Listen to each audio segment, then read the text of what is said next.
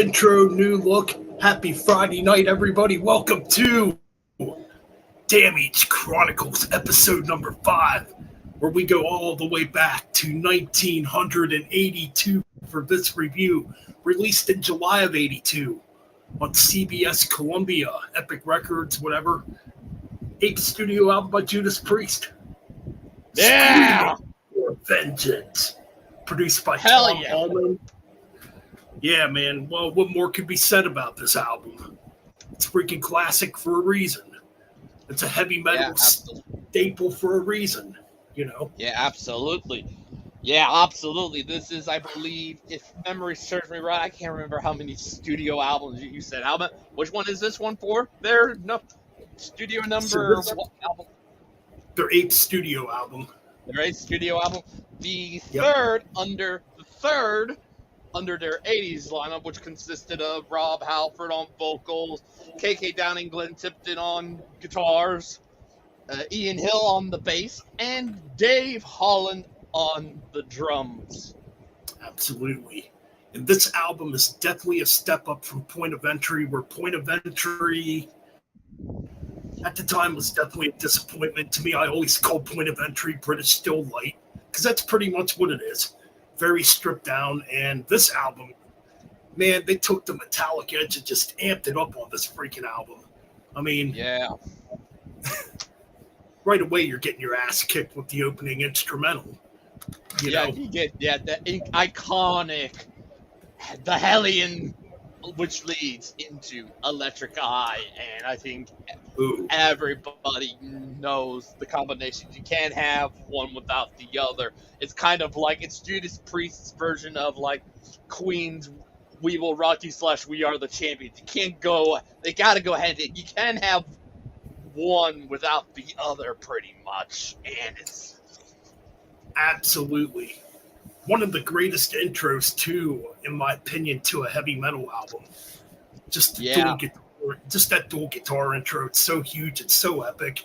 A lot of bands over the years have tried to imitate that intro, but the Priest still does it the best, obviously. Not that the other bands do it bad, but, you know. In Electric Eye, man, what a great way to begin the album. Yeah. It's fairly speedy. It's got a pretty cool, catchy, simple riff to it. You know, some really good vocals by Rob Halford. Rob Halford's not doing like his ultra high vocals on this track, you know. And yeah, the trade-off between Tipton and Downing on here is absolutely incredible.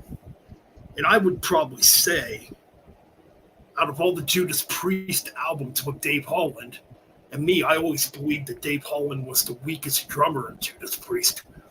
But man, to me, this is his best work. Like, as far as the album's drumming, this is literally his peak. That, and I guess you can say Defenders of the Faith are his peak. But then it starts to dive. But really doesn't get better than this one. And obviously, speaking of all of that, that leads into Riding on the Wind, and you just like, we're not letting enough freaking drum solos all over the place in the beginning from Dave. Like, holy shit, it just continues to strangle you with that goddamn drum solo at the beginning. Like, oh my god. Speaking of that drum solo in the intro to Riding on the Wind, like, everybody talks about Painkiller, obviously, because it's freaking iconic. I think this one kind of gets forgotten about, as far as like... This is just, it's underrated when it comes to a drum intro. When it comes to Priest, you instantly think Painkiller, obviously. You think of that. I wouldn't say it's not so much of a drum solo. It's more of like, it's a cool bit that leads into a song. But this is literally a proper drum solo. Like, it may be short, but it's a proper drum solo. Which brings me back to what I said. This is definitely, where Dave Holland is shown. He's actually showcasing some drumming skills on this album compared to the other Priest albums he played on. Kind of like, I guess, what he did back when he was with Trapeze in the 70s. showcasing a little bit of fills, and stuff like that. So yeah, really cool intro on this track, man. Oh my god, yeah, this is pretty much. I don't know if you want to call it a deep cut on here, but yeah, it's there really is a good number. There is a good number of deep cuts, like a deep, like underrated, like hidden gems. There's some hidden gems, and this is definitely a hidden gem. Like, yeah. Absolutely. We got Mean Metal Mike in the chat. There he is, Mean Metal Mike. The man who was Kyle the man who did Bullet here. Yeah, the man who Mean Metal Mike, the man who was with you on the deep dive for Priest. Hell yeah, speaking of Mean Metal Mike. Absolutely. Nice to have you in here, Mean Metal Mike. Yes, welcome back to the family. But no, riding on to win this track. Now this one showcases the high pitched singing of Rob Halford on here too. I'm going like literally. If I could pull out the booklet, just trying to find it. Shooting for the stars. Yeah, God, like you get that. Well, I'm riding on the wind. Oh my God, it's so infectious. His highs are so good on this. But in my opinion, I think there are some songs on here that are better when he does some highs on this. Yes, indeed. We just talked about that, Mike. But I think, as great as Riding on the Wind is, they continuing the momentum. I think the highs on Bloodstone are better. Yeah. That is a true hidden gem. One that I absolutely love. That freaking the guitar. Jesus. Oh, I love it. Oh my God, yeah. And the intro guitar lick on that, holy cripe, it's so damn good. Oh my God, it's too damn good. I'm not sure if that's Glenn or KK doing that guitar solo in the beginning. I kind of forget. We really don't know, because I'm looking at it, it's like, yeah, all of them doing, it doesn't really show in the booklet of who is doing what solo and stuff like that. Right. I think the only way you can tell who's doing the actual solos is sometimes if they did a music video and stuff like that, so you were like, oh, that's who did that solo, pretty much. Yeah, I'm thinking it's Glenn that does it, but I could be wrong on that. Either or, it's freaking killer. Then you get that main riff, like you said. Yeah, so damn good. Oh, I love it. It's so groovy. And yet it's so heavy. I love it. Mm-hmm. Yeah, this track, man, easily one of my favorites on the album. Oh my God, it's so fucking good. That chorus, to Bloodstone, Yeah. Such a killer track. Yeah. Excellent. Just excellent. All right. Yeah. Take these chains. This is kind of where I've listened to a little bit of this, and it reminds me of another song that we will get to later on, where it's kind of like this kind of an atmospheric beginning, but then it just, it gets into like a really good standard, like a good hard rock. I wouldn't say metal, it's very hard rocky and stuff like that. But I just feel like it's one of the few songs on here that I'm like, cool intro, but it's like, it's a good song. Actually, this track is actually a cover song. It is? Yep. Let me see if it is. Take These Chains is actually a cover song. Oh, yeah. R. Halligan Jr. Which I found that out, obviously, years later. I actually originally thought it was a Priest song years ago, too. Yeah, I didn't. That's kind of interesting.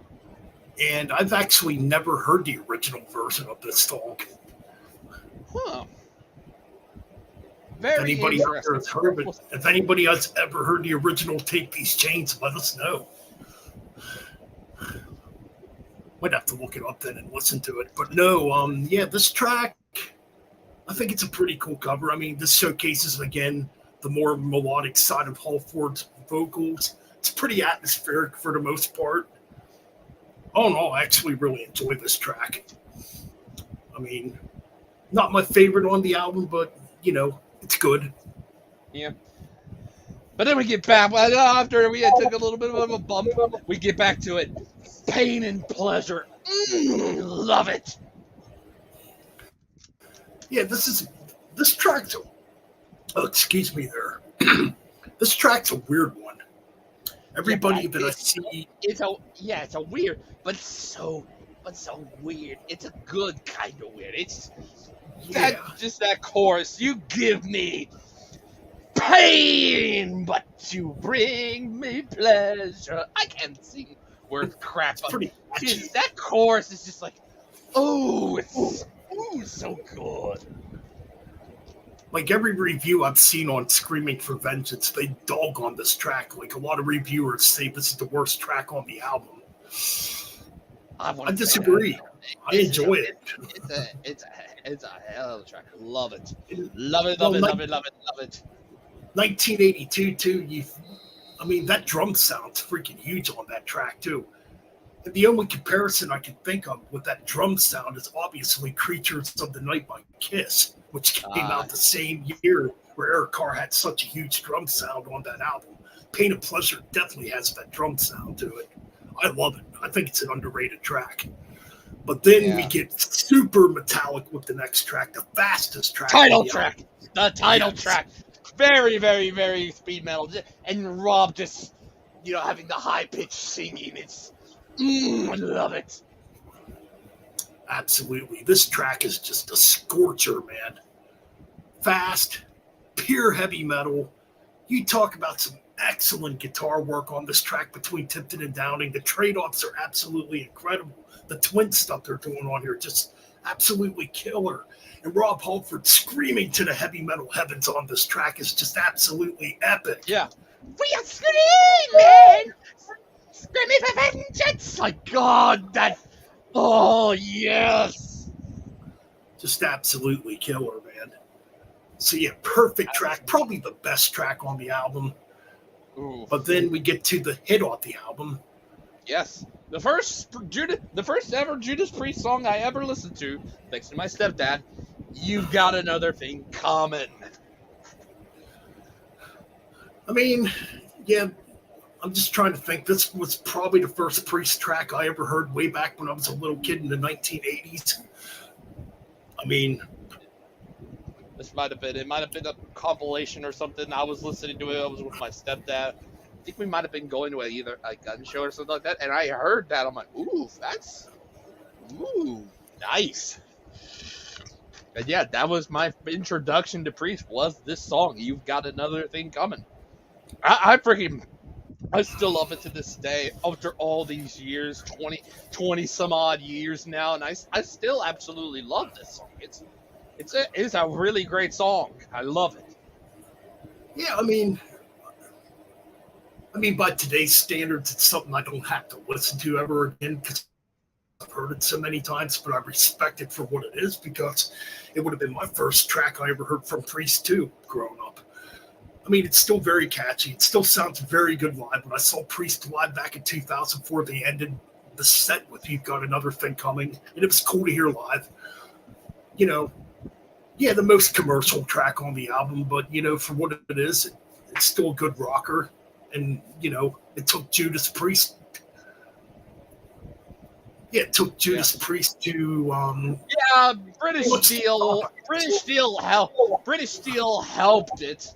Yes, that was the one that broke them into the mainstream. But really, You've Got Another Thing Coming is the one that really did help them get to the stratosphere pretty much. It's their biggest hit. It's still played on classic rock radio to this day. Yeah, hell yeah. That's not a bad thing. The song is still, it holds up after all these years. It's a fantastic song, and right on, man. 41 years later, it still holds up pretty damn good, and it's still in Priest live sets. Well, it's never going to leave their live set, but Yeah, no. Yeah. But yeah, oh, go ahead, Brian. Yeah, but yeah, hell of a song. But yeah, then we get to Fever. I mentioned earlier, this was the other song that I felt like it was kind of similar to Take These Chains, where it's slow, but then it kind of turns into like your standard Priest hard rocking song, pretty much. Both of those two are pretty similar to me. You're probably right about that, because this one starts out atmospheric and melodic, But then I think it's a really good deep cut on this album. This is another track too. I hear a lot of people say they don't care for it. I'm probably gonna be. I'm gonna be in that boat. That's like, I don't really care for this song. It's good. Probably won't listen to it ever again. I'll probably listen to the other stuff that are absolutely great on this album. I mean, it's kind of weird when I think of this track. There's another track down the road that kind of, and I'm just thinking about this now as we're doing a review of this, like Fever. And down the road, there was Blood Red Skies off of Ram It Down. That musically is somewhat similar, but definitely better. But quintessentially, that could be Fever Part 2. Like, it's got a similar atmospheric beginning. Either or, I'm talking about another album and another track, but this track, in a way, is kind of a comparison to that track in some ways. You know, you can kind of hear some similarities between those two tracks, even though I definitely prefer the other track more. But this track's good for what it is. I mean, I can see why a lot of people probably don't care for it. I don't know. I don't mind it. I think it fits the album fine. Yep. Yeah, but then we get to essentially the normal album's closer, Devil's Child. Ooh.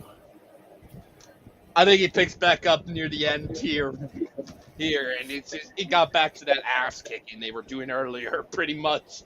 They had like breaks in between that cover track and Fever, and then it gets back into it, and it's just listening to this before getting into this, it's like freaking fantastic way to end the album. Yeah, this one's got a really good groove to it. Kind of reminiscent of something AC/DC would kind of write in a lot of ways. With that riff, with the main riff, like down, kind of something like somebody like AC/DC would come up with. But yeah, this track. I'm thinking about. Now that you said it, now I'm thinking about it. Yeah, it does sound something like AC/DC a little bit. Yeah, kind of like a Bon era AC/DC track, like something like maybe around Highway to Hell or something. Like, the chorus is really good in this. I believe you're the devil. I believe you're the devil's child. I'm not going to try to scream my head off singing it. Yeah, we ain't. We can't. We're not singers. But you get the point of what we're trying to say in this. It's a really, really solid track, though. A good way to end the album. Yeah, more mid-paced. Probably the most hard rock track on the album, where everything else, for the most part, is pretty much metallic. So in a way, I guess you could say a track like this is kind of a throwback to British Steel a little bit, with the more simplicity element. But there is a much more of a metallic end to it, much more of a metal edge to this one. Ooh, by far. So yes, it's a classic album. Now, bonus editions contained a track called "Prisoner of Your Eye," which was actually recorded during Turbo. It was not recorded during these sessions. So that's the bonus track. It says on here, the studio bonus track, "Prisoner of Your Eyes," was written during the earlier years of our career and recorded at Compass Point Studios, Nassau, August 1985.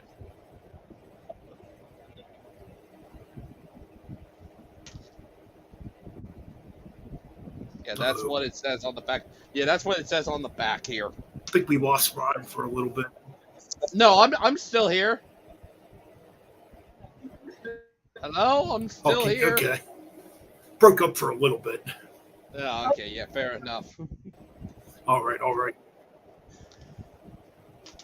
Oh yes, we're talking about "Prisoner of Your Eye." Yeah. Yeah, like he said, recorded during Turbo. Yeah.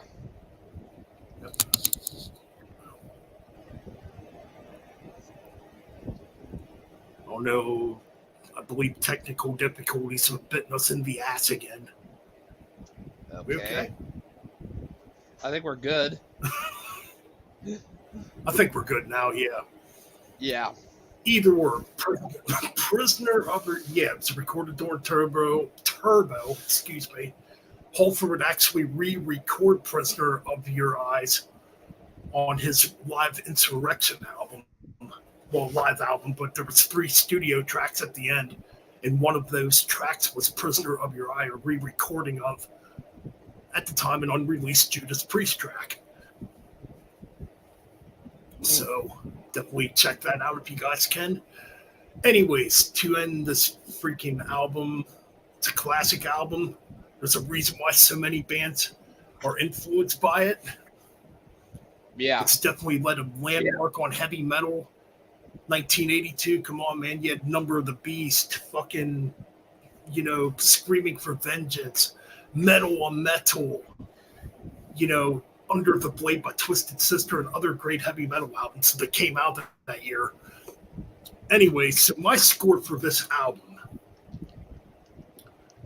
I still give it like a 9 out of 10. It's not a 10 out of 10, but it's a 9 out of 10. I'm close, 9.5. It's that cover and Fever are the only things that bring this down. It goes bring those down a little bit. It's almost close. Like if I were to go by based off the tracks, because there's only 10 and stuff like that, it would have been an 8 out of 10. But most of those songs, they really do stack each other up.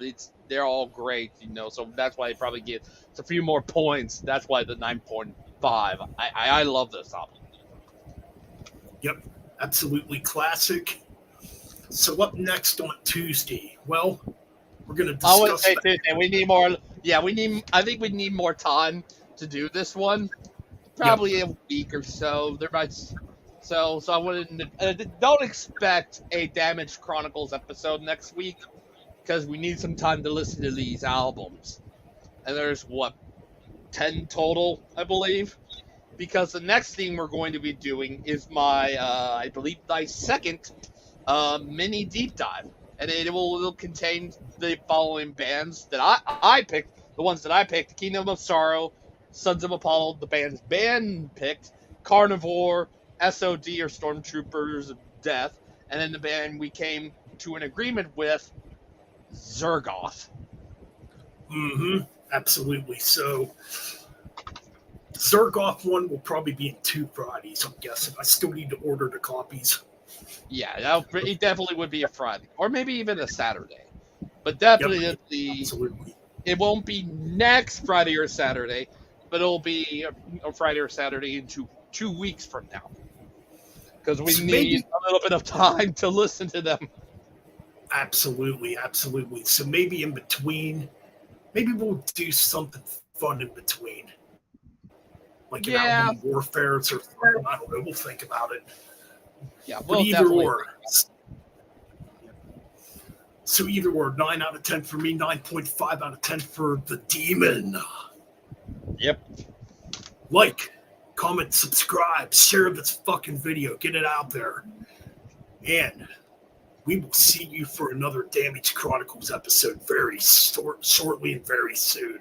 Keep it metal and keep on banging those. Yep. Oh, yeah. Thanks, everybody, for joining in tonight. Me, Metal Mike, welcome back. Yeah. All right, we're out.